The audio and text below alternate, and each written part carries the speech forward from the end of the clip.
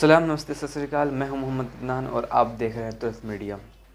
तुरस media के अंतर्गत आज हम आपको देश और दुनिया की तमाम बड़ी जानकारियां एक ही रिपोर्ट में आसान और सिंपल भाषा में देने वाले। सबसे पहली खबर उन लोगों के लिए अच्छी नहीं है जिनके पास पुरानी गाड़ियां हैं। जी हाँ, नितिन गडकरी ने आकर के कहा है कि जिनके पास भी 15 साल से ज़्यादा पुरानी गाड़ियाँ हैं या 15 साल पुरानी गाड़ियाँ हैं, वो अब अपनी गाड़ियों के लिए कबाड़ी खोज ले, क्योंकि वो समय जल्द ही आने वाला है जब आपकी 15 साल पुरानी गाड़ी कबाड़ी में जाने वाली है। श्रद्धा मर्डर केस पे इस लड़के का बयान बहुत ही वायरल हो रहा है, जिसको आप पहचानते होंगे। यह अपना नाम राशिद खान बताता है, जबकि पुलिस इन्वेस्टिगेशन और पूछताछ के बाद पता चला है कि यह राशिद खान ना होते हुए यह विकास कुमार नाम का एक बंदा है। यह अपने एक स्टेटमेंट के द्वारा देश में नफरत फैलाने का काफ़ी तेज़ से काम करने वाला था। हालांकि अब ये पुलिस की गिरफ्त में है और इसकी पोल पुट्टी खुल चुकी। राशिद खान ना होकर यह विकास कुमार है। ये रही इसकी पूरी रिपोर्ट। गुजरात के 2002 के दंगे और गोधरा कांड आप सबको बखूबी मालूम होगा। क्या हुआ था, कितनी मासूमें जान गई थी, कितने बेगुनाह लोग मारे गए थे। अभी अभी उसका पोल खुल करके सामने आया है। पूर्व सीएम शंकर सिंह वाघेला ने यह खुलासा करते हुए कहा कि 2002 के गोधरा कांड यानी कि जो ट्रेन जलाई गई थी उसमें सरासर बीजेपी का हाथ था। बीजेपी इसलिए ट्रेन जलवाई थी ताकि हिंदू और मुसलमानों का दंगा हो सके और बीजेपी वहां पे जीत सके। इससे यह साफ पता चलता है कि बीजेपी किस कदर भारत में मुसलमान और हिंदुओं के बीच नफरत घोलने का प्रयास कर रही है और करती आई है। रशिया यूक्रेन जंग के बाद से ही वेस्टर्न कंट्री और अमेरिका भारत पे दबाव बना रहे हैं कि आप रशिया से अपने सारे रिलेशन को तोड़ करके रशिया सारे ट्रेड, सारे व्यापार बंद कर लें। हालांकि फिर भी भारत ने उनकी एक ना सुनते हुए भारत की अपनी विदेशी नीतियाँ अलग हैं। भारत उसी को अपना साथी, अपना दोस्त और उसी से व्यापार करता है जिससे भारत को फ़ायदा पहुँचता है, और बात ये होनी भी चाहिए। जिसके बाद भारत अभी भी रशिया के साथ, बल्कि रशिया से अब ज़्यादा ही, लगभग 200% ज़्यादा भारत के व्यापार रशिया से बढ़ चुके हैं। इस पर भारत के फॉरेन मिनिस्टर एस जयशंकर ने एक इंटरव्यू में बयान देते हुए कहा है कि अगर वेस्टर्न कंट्री और अमेरिका को भारत का स्टैंड पसंद नहीं है तो हम इसमें कुछ भी नहीं कर सकते हैं। भारत एक बहुत बड़ी सफलता हासिल की। हाल ही में भारत और भूटान ने एक ज्वाइंट सैटेलाइट सक्सेसफुली लॉन्च कर दिया है अंतरिक्ष में। यह भारत और हर भारतीयों के लिए गर्व की बात है। अगली रिपोर्ट हमारे माननीय प्रधानमंत्री नरेंद्र मोदी जी की है।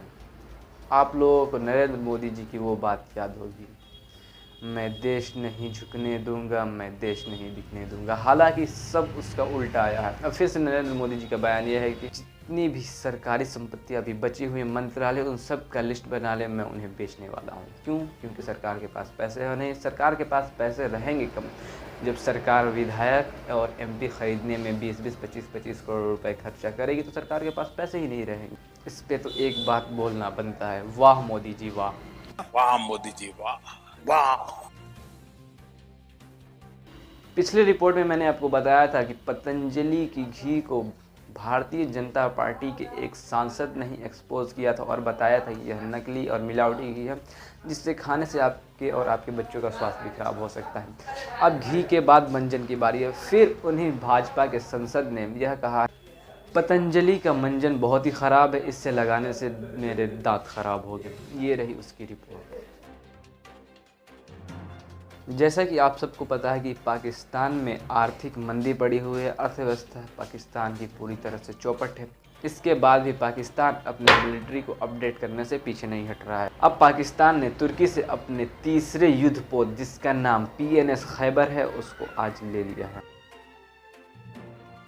आज दुनिया में सबसे ज़्यादा बुरे हाल में ईरान और वेनेजुएला है, वो भी अमेरिका के चलते, क्योंकि अमेरिका ने इन पे पाबंदियां लगा रखी हैं। इसी बीच ईरान से ये खबर आ रही है कि सीरिया के राजधानी के बेहद ही करीब ईरान की एक कर्नल की मौत हो गई।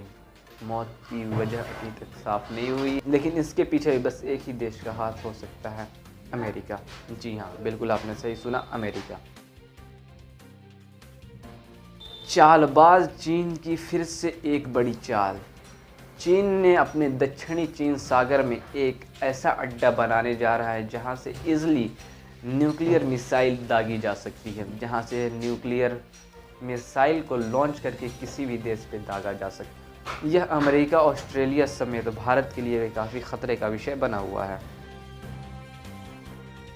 चीन की परमाणु पनडुब्बी जिसमें परमाणु कैपेबल मिसाइलें लगी हुई हैं।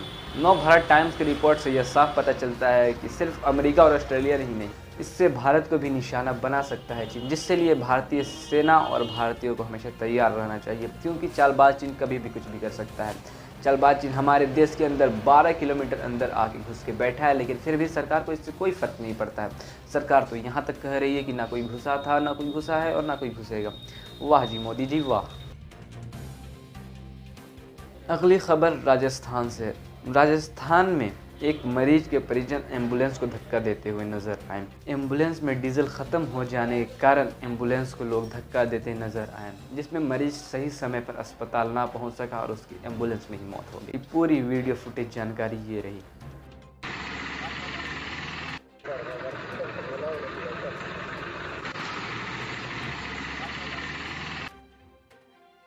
अगली खबर यूपी के विकास से।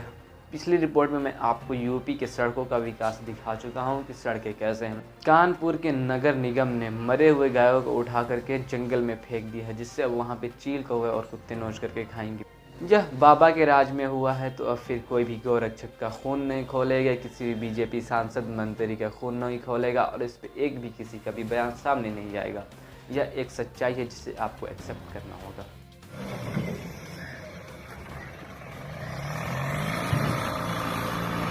ये गाय कहाँ से लेके आए थे तुम? क्यों?